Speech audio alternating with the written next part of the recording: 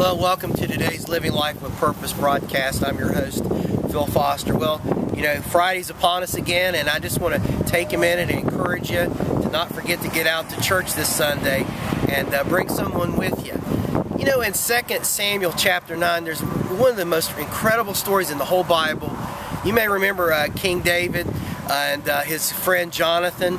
They had a great relationship, and Jonathan, of course, was the son of King Solomon, and he was in line for the throne, but God ripped the kingdom away from Solomon and gave it to David. So it was an unlikely alliance, and you know, Solomon and Jonathan died on a battlefield, and at the moment of the news reaching back to Jerusalem, Jonathan's son, Mephibosheth, what a name that is, was taken by his nurse, and they tried to escape from the enemy, and he was dropped, and he became a cripple.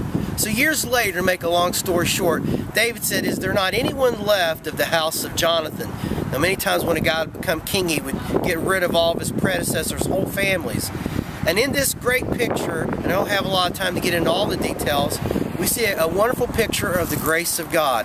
A couple things to think about. Mephibosheth was crippled, and all of us were spiritual cripples. We had no opportunity to know God except God made the invitation. And think about it. Mephibosheth didn't invite himself to the king's palace for lunch that day, but it was the king who invited him.